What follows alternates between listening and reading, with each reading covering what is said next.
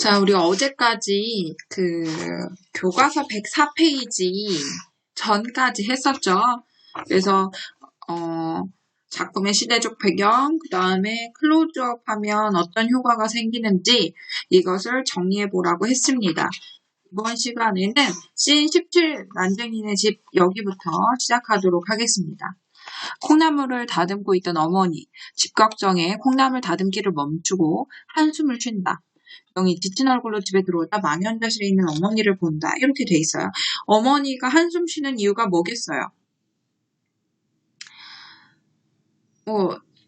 철거 문제 때문이겠죠.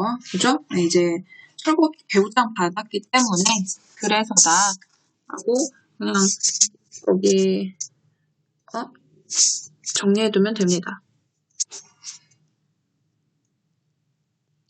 철거 개고장을 받아서 더 자세히 쓰자고 하면 집 걱정인데 철거 개고장 받은 거가 뭐 자체의 문제라기보다는 어쨌든 이 입주권을 사서 이제 입주할 형편도 안 되고 이걸 비싸게 팔 수도 없고 그런 상황이니까 이렇게 한숨을 짓고 있는 겁니다.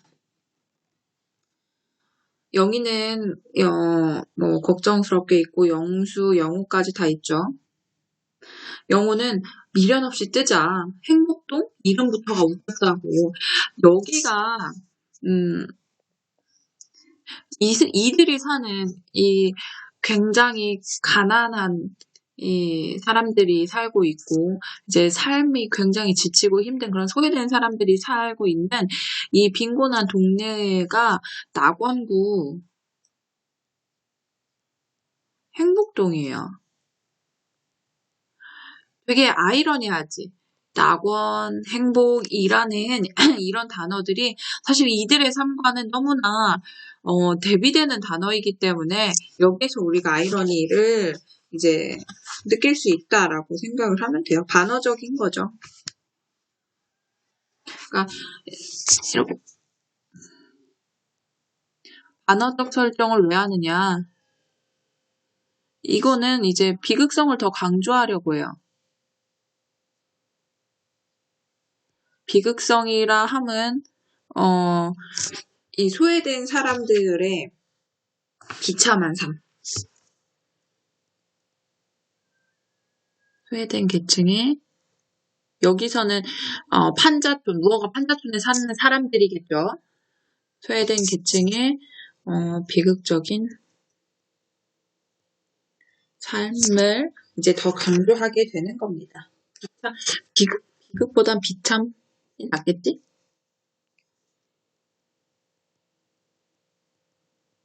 삶을 강조한다. 강조. 이렇게 쓰면 되겠네요. 이 행복동이란 이름 자체에 어떤 상징성이 있다. 이렇게 여러분들 알고 있으면 되고요. 영희가 이제 여기가 우리 집인데 어디에 가냐, 갈 데도 없고 라고 하면서 어머니의 말에서 조금 더 이제 그 당시 상황이 나타나요. 선거철만 되면 양복 딱 입고 와서 뭐 허가내준다고, 정식 허가내준다고 지키지도 못할 일들을 그렇게 쉽게 이야기하는지 하면서 이들이 결국에는 어떤 권력을 가진 계층의 보호를 받는 이런 대상들이 아니다. 그래서 소외된 계층인 거예요. 그러니까 여기저기 소외돼서 허가도 받지 못한 그런 판자촌에서 살고 있는 사람들이기 때문에 그들의 비참한 모습이 더욱 강조가 되는 거죠. 영우가 그때 빈정대는 말투. 이럴 땐 책에서 뭐라 그러냐? 평소 책 읽는 걸 좋아하니까 그런 영수를 비꼬는 거죠.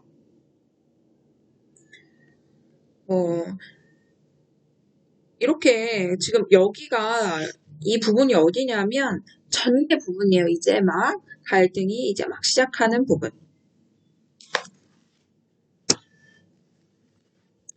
책 속에 해답이 다 있는 거라며 영우가 그러죠.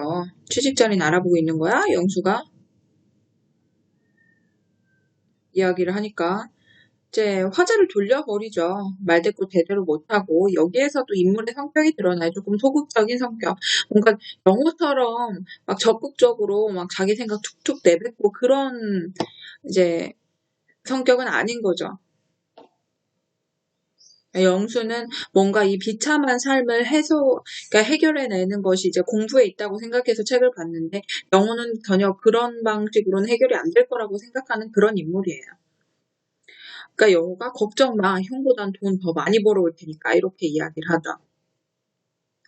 목소리를 낮춰라, 아버지 앞이다. 이제 어쨌든 난장이가 가장이잖아요. 그러니까 가장이 뭔가 가족들이 이렇게 이 집안 살림, 집안 형편으로 반목하고 있는 걸 보면 이제 속이 쓰리겠죠. 그런 이제 남편을 좀 배려하고자 이렇게 이야기를 하는 겁니다. 영수는 이제 뭐 영호는 미안하단 말 안 하고 영수는 죄송하다고 하고, 여기에서도 이제 성격이 극명하게 대비가 되죠.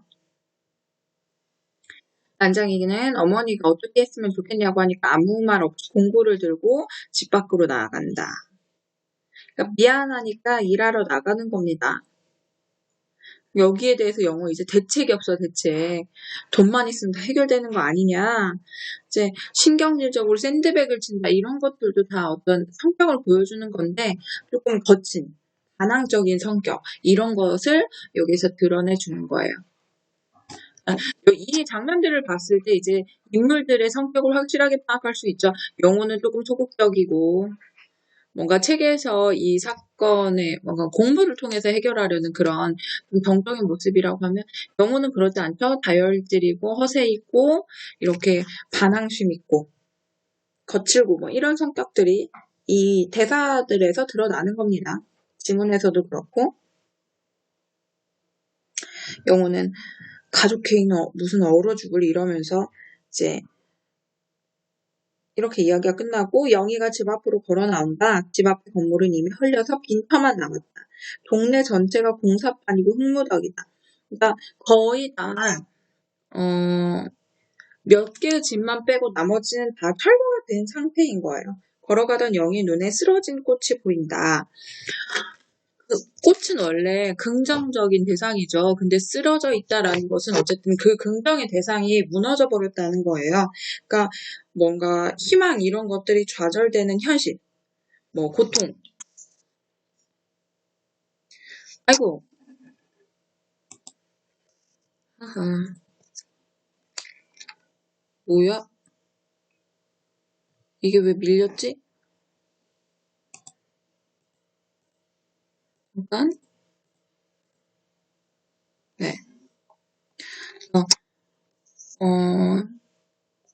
고통받고 있고, 조심하게. 뭐네. 고통받고 있고, 억압당하는 현실을 보여주는 거예요.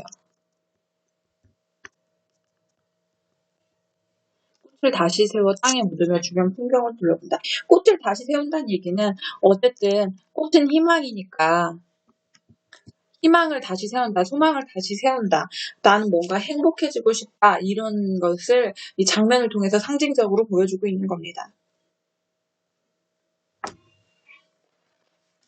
뭔가 시련을 딛고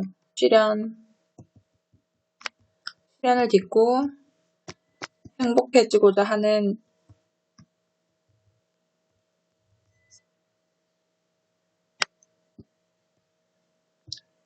메시지를 뭐 이 장면을 통해서 드러내준다고 생각을 하면 돼요. 그리고 뒷부분 줄거리를 보면 투기업자의 농간으로 입주권이 뛰자 영순에는 시에서 주겠다는 이주 보조금보다 약간의 웃돈을 받고 투기업자에게 입주권을 결국엔 팔아요.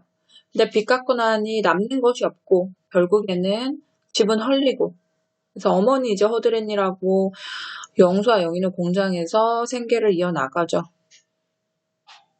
네, 아버지가 난장이잖아요. 그러니까 뭔가 그 사람들의 편견, 어린 시선을 받을 수밖에 없죠.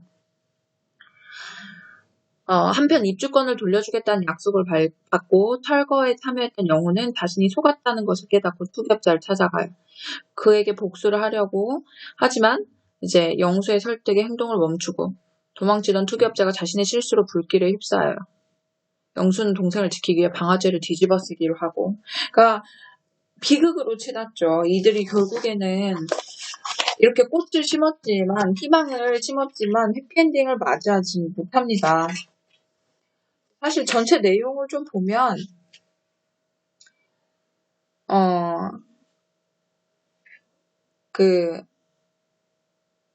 이 사이에 이제 영희가 입주권을 다시 돌려받기 위해서 투기업자한테 가서, 사실 그 남자에게 이제 순결을 뺏겨요.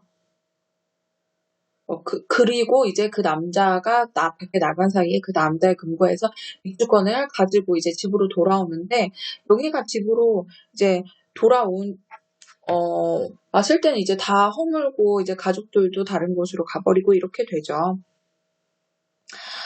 그리고 이렇게 되다 보니까 이 영호가 이제 눈이 더 뒤집히지. 그래서 영호가 투기업자를 막 쫓다가 이제 투기업자가 이 영호의 실수로 죽어요.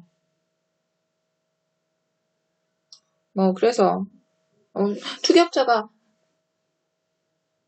이렇게 죽게 되니까 어쨌든 영호는 거기에서 이제 투기업자를 죽였다는 그런 이제 입장에 처하게 돼버리니까 이 영수가 대신에 그 책임을 지기로 하는 거죠. 그리고 이 난장인 아버지는 하늘로 공을 쏘아 올리지. 근데 이 공을 쏘아 올린다는 걸 생각해야 하면 우리가 하늘로 저 우주로 저 멀리로 우리 희망을 쏘아 올리지만 공은 결국 중력 때문에 땅으로 떨어지거든요. 그러니까 결국에는 이들이 쏘아 올린 희망이 아예 하늘로 이렇게 올라가서 별이 되는, 그 희망이 해결이 되는 그런 모습 보여주지 않고 난장이도 결국에는 굴뚝에서 떨어져서 죽고 맙니다. 좀 그런 암울한 결말을 맺어요. 본문은 설명 여기까지 했고 그 다음에 106쪽, 107쪽의 문학활동으로 가보겠습니다. 자, 학습활동 보겠습니다. 난장이가 쏘아올린 작은 공을 감상하고 다음 활동을 해보자. 학습활동이 이거는 소설이 아니고 드라마이기 때문에 드라마 내용이 간략하게 나왔는데 아까 소설 내용은 선생님이 간략하게 얘기해줬죠. 비극으로 끝난다. 아버지는 자살하고 영희는 자기의 못쓸 짓을 당하고 이제 입주권을 찾아와서 입주 절차도 마치지만 아버지가 죽어버렸다는 소식을 듣고 절규하는 그런 모습에서 이제 소설은 끝이 나요. 그래서 이 소설에서 좀 상징적으로 이 드라마도 마찬가지지만 이 드라마 대본에 나타난 내용 이제 좀 1 정리하고 그리고 나서 소설의 특징은 간단히 한번 비교해서 정리해 줄게요. 이따 소설 할 때. 자, 그러면 낙원구 행복동이라는 이 지명을 사용한 의도. 자, 요거 빈민촌의 이름이 낙원구 행복동이란 말이에요. 이건 단어적인 표현이에요.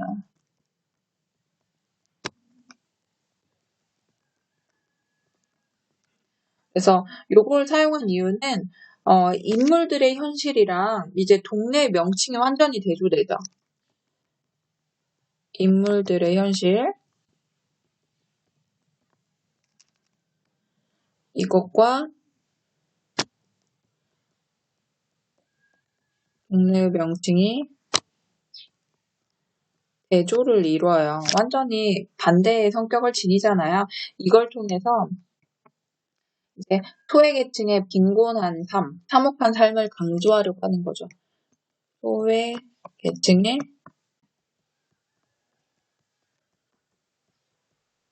빈곤하고 참혹한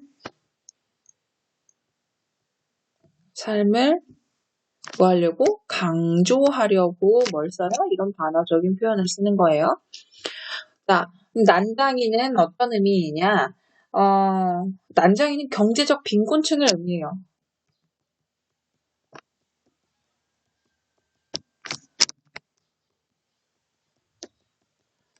그리고 이제 소외된 사람.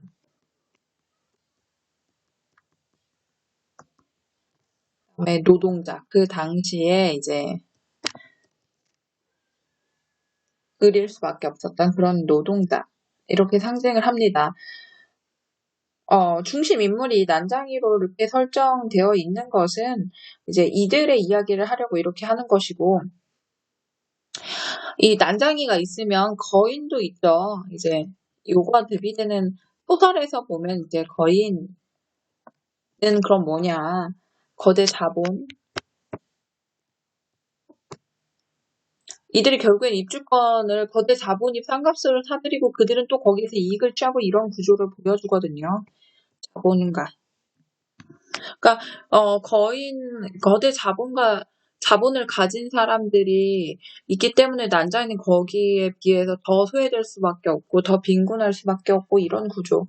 그러니까 이런 것들이 이제 보이죠. 근데 이 소설로 보자고 하면 영희가 마지막에 그래도 이들한테 뭐 온전한 방법은 아니었지만 입주권을 빼앗아 와서 뭔가 입주를 하려고 하는 그런 모습을 보여주어서 이제 그냥 완전히 다 좌절된 모습을 보여주진 않지만 그렇다고 해서 이제 현실에서 이 소외된 계층이 성공을 이루었다 이렇게 보기도 쉽지 않죠?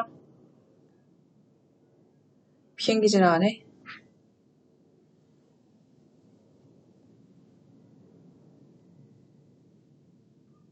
자, 이 작품의 씬 15에서 알 수 있는 시대적 상황은 무엇인지 얘기해보자. 씬 15에서는 영희가 잠 깨는 약 먹고 이제 핀셋으로 자기 허벅지 뭐 이런데 이 작업 도장이 막 찔러가면서 자지 말고 일해라 이렇게 이야기를 하죠. 엄청나게 긴 노동 시간, 노동을 완전 착취당했던 그 당시에 이제 노동자들의 모습을 씬15에 아주 강렬하게 클로즈업해서 담아줘. 영희가 찔려서 이제 피가 한 방울 뚝 떨어지는 그 장면을 통해서 시대적 상황의 한 단면을 드러내 줍니다. 그럼 여기에서 시대적 상황을 정리하면 1970년대잖아요. 이거 우리 지난 시간에 정리했었죠. 1970년대는 도시와 산업화의 사회였다. 도시와 산업화 돼가고 있기 때문에 그리고 도시 재개발이 이루어져요.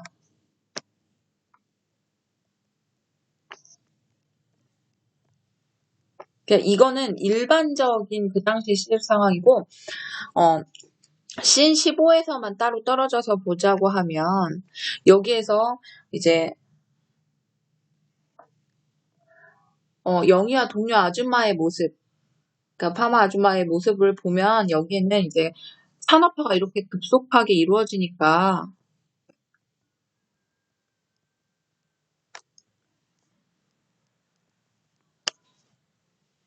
인간이 물질보다 가치가 떨어지게 되는 거죠. 인간이 도구가 돼버리는 거예요. 그러니까 가치전도. 사람이 먼저 아니냐, 돈 버는 게 먼저냐. 우린 지금 이렇게 생각할 수 있지만 그 당시에는 이제 더 생산성을 높이기 위한 도구로서 인간이 쓰여지는 것에 더 집중을 했던 시기였기 때문에 인간을 도구화 등의 문제가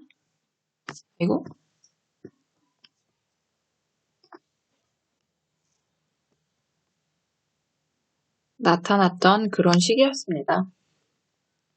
이 산업화, 이 씬에서 말고 다른 씬에서는 이제 산업화 도시화로 인해 도시 재개발이 이루어지면서 영인의 가족과 같은 이제 소외된 빈곤 계층, 빈민 계층이 또 자기의 삶의 터전에서 쫓겨나게 되는 그런 상황도 생기죠. 그러니까 이 하층민에게 더 가혹했던 시기가 이 시기였지 않았을까라고 생각을 하고 있습니다.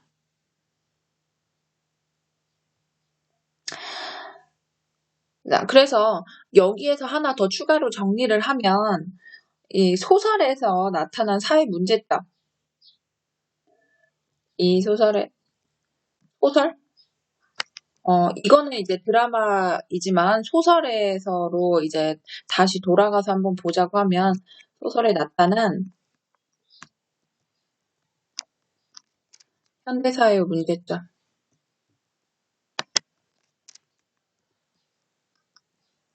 점을 정리를 하면 어쨌든 인간이 도구화됐다는 것은 기본적으로 물질만능주의, 돈이 최고다. 물질 만능주의가 만연해 있어요. 만연해 있다는 얘기는 그냥 널리 퍼져 있다라는 얘기예요. 그러니까 물질 만능주의가 만연하면 어떤 문제가 생기냐면 진짜 본질적인 가치, 인간의 인권, 그다음에 뭐 자유, 뭐 이런 것들이 다 이제 물질에 비해서 가치가 떨어지게 되는 이런 현상들이 나타납니다. 그리고 자본가 계급이 돈을 더 벌고 자본 없는 이런 난쟁이와 같은 사람들은 더 하층민으로 내려갈 수밖에 없는 상황이죠. 그리고 이들의 자녀들도 또 같은 빈곤의 대물림이 일어나고, 그래서 계층을 재생산하는 모습을 보여줘요. 부자 자식은 또 부자가 되고 가난한 자식은 또 가난한 이런 모습들이 보여지죠. 또 아까 말했던 인간의 도구와 그리고 인간관계가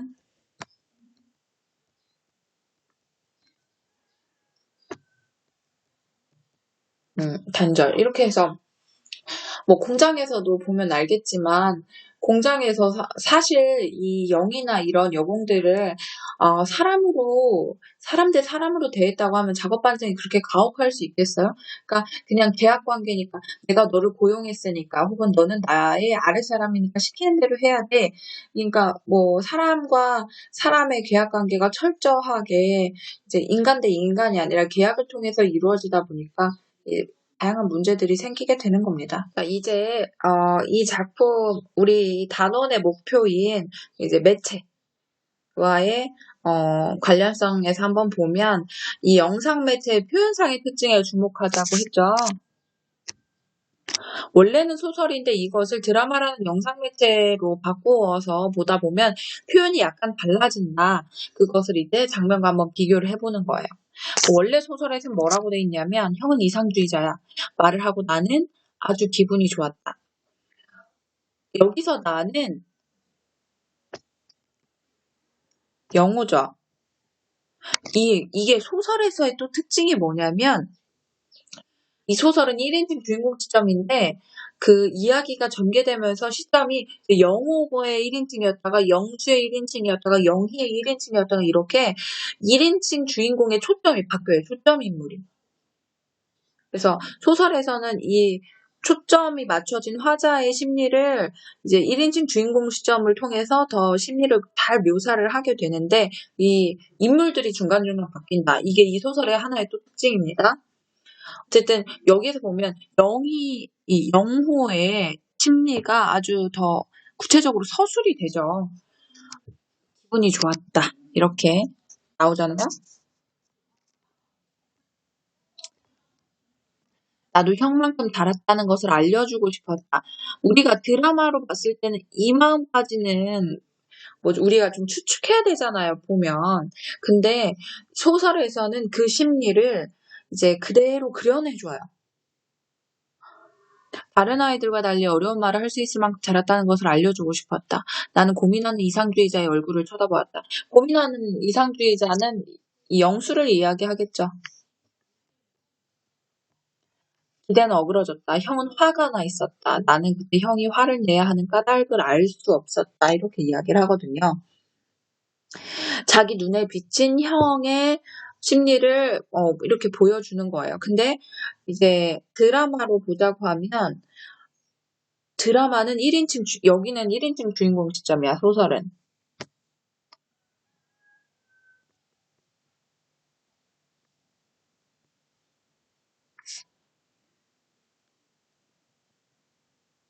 그래서 내면 심리를 구체적으로 서술해주죠. 직접적으로 전달해줘요.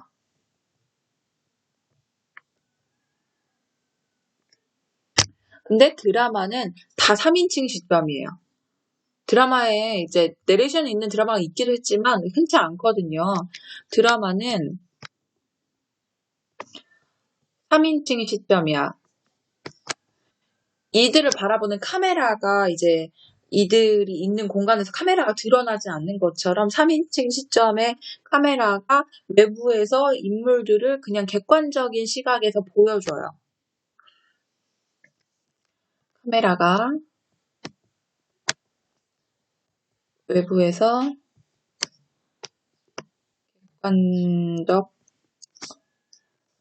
객관적으로 인물들을 관찰해요.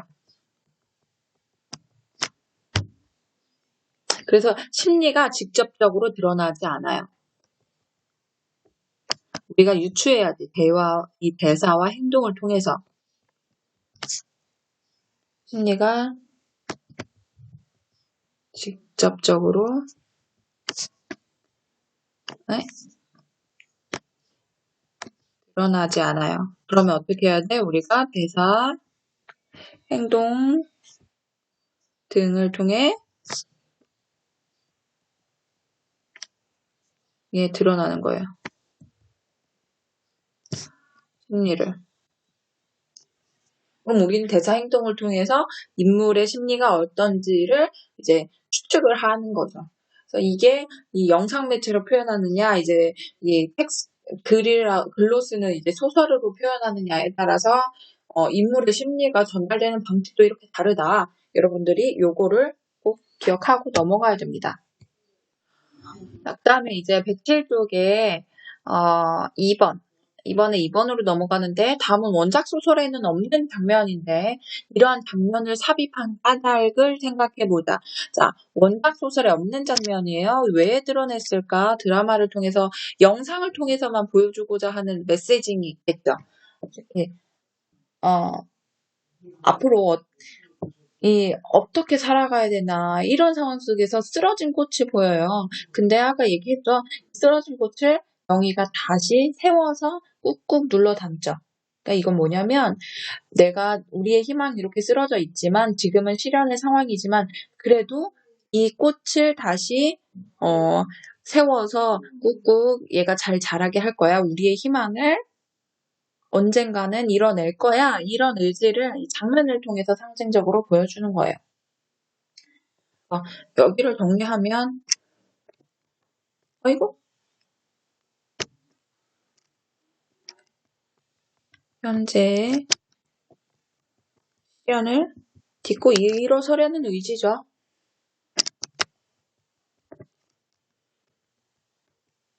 행복해질 수 있다는 희망의 메시지를 전달하고자 하는 거예요.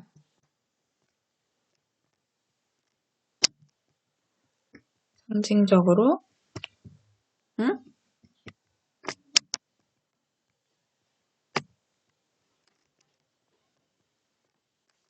위해 요 장면을 삽입하게 된 겁니다. 3번은 난쟁이가 쏘아올린 작은 공을 소재로 해서 이제 창작한 노래인데요. 더 크로스의 노래예요. 선생님이 밑에 링크는 해줄 거고 원작 소설의 내용을 생각하면서 노래를 듣고 노래 가사에 나타나는 표현상의 특징을 파악해보자. 자, 노래는 여러분들이 듣고 와보고요. 가사를 한번 본데 가사는 여러분들 332쪽, 교과서 332쪽에 가사 있습니다. 그것을 같이 한번 보면 아주 작은 공을 가졌던 나의 아버지는 난장이. 시죠. 이제 노래는 시에 리듬을 입혔다고 생각하면 돼요. 저 하늘을 보시며 내게 말씀하셨죠. Look at the shining sky, my son. 저 빛나는 하늘을 봐라, 아들아. 닿을 수 없어 보여도 먼 훗날 언젠가 모두 서로 같아질 테니. 자, 여기서 보면 shining sky, 빛나는 하늘이라는 것은 결국은 꿈, 이 사람이 원하는 희망, 이상, 가치 이런 걸 얘기하는 걸 거예요. 그래서 지금은 닿을 수 없어 보이지만 언젠가는 서로 같아질 거야. 언젠가는 우리의 삶도 나아지겠지. 이렇게 이해할 수 있습니다. 하늘 높이 오른 저 공은 이 아버지가 공을 쏘아 올렸죠? 꿈을 이루지도 못한 땅을 향해 돌아오겠죠. 그게 세상이니까. 결국엔 희망을 쏘아 올리지만 그게 결국 아래로 떨어진다는 거예요. 그게 지금 우리가 살고 있는 세상이다. 여기에서 이제 후렴이 다시 들어가고 작은 공 하나를 만들기 위해 평생이 걸릴 수도 있지만 그 희망이라는 것을 만들기 위해서 그렇지만 아버지는 말씀하셨다. 이 작은 공을 우리는 이제 다시 쏘아 올려야 하지. 땅으로 떨어질 걸 그래도 알지만 그래도 올리자, 쏘아 올리자. 절망의 반이 언젠가 더 희망이 될 테니까. 우리의 눈물이 언젠가 더 희망이란다. 우리의 절망과 희망을 딛고 그래도 영희가 이 쓰러진 꽃을 다시 세워서 꾹꾹 심은 것처럼 우리도 다시 공을 쏘아 올리자. 굉장히 작품의 내용은 여러 가지가 있었지만 노래에서는 그게 굉장히 간결하게 드러나죠. 그러니까 이게 갈래가 달랐을 때 내용은 같아도 그 표현이 이렇게 달라질 수 있습니다. 매체가 어떤 매체이냐에 따라서 우리가 소설이 드라마로 이렇게 변하면서 인물의 심리 같은 것들을 표현하는 게 달라진 것처럼 소설을 이렇게 노래로 노래 가사 같은 이런 시적인 표현으로 갔을 때는 여러 차이들이 생겨요. 그걸 한번 정리를 해보면, 오늘 교과서 107쪽에서 정리를 해보면, 어쨌든 간결한 표현.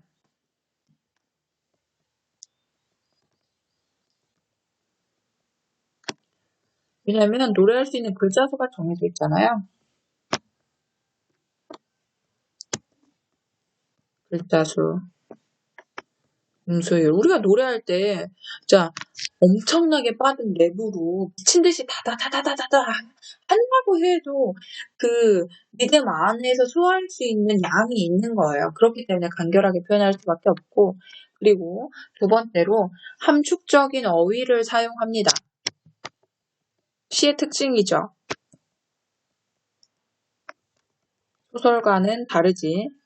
그래서 이제 감정을 고조시키는 거예요. 그리고 세 번째로 원작의 주제는 명확하잖아요. 그죠? 이 작품 또한 이 작품에서 말하고자 하는 바는 이 도시 빈민들의 삶의 모습, 이 도시 빈민들의 삶의 좌절된 모습 이런 걸 보여주려고 하는 건데 이 주제의식을 녹여내기 위해서 막 구체적으로 주저리 이야기하기보다는 상징적인 표현들을 반복적으로 활용하죠. 상징적 표현들을 활용해서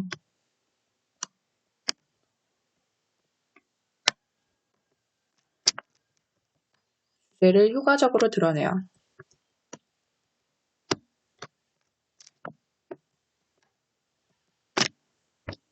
이렇게. 그러니까 결국에는 3번을 말하려고 하는 거예요. 간결하게 표현하고 함축적인 어휘를 사용하고 이런 것들 다 어쨌든 이 노래라는 노래 가사면 이 시적인 시와 비슷한 이 가사라는 표현상의 특징은 바로 상징적인 표현들을 쓸 수밖에 없어. 왜? 소설에서 이야기하고자 하면 그 수많은 것들을 다 담아낼 수 없으니까. 그래서 주제를 효과적으로 드러내는 거죠. 우리가 이렇게 하나의 소설을 이 드라마라는 매체로 바꿔보고 또 노래라는 매체로 바꿔봤을 때 어떤 이 표현상의 차이가 있는지 오늘 이 시간에 파악을 해봤습니다. 여러분들은 오늘 106쪽, 107쪽에 있는 학습활동 내용 정리한 거 사진 찍어서 올리면 그거 출결으로 하는 것으로 하겠습니다. 그러니까 지금 마저 정리해서 바로 댓글로 올려주기 바랍니다. 수고했습니다.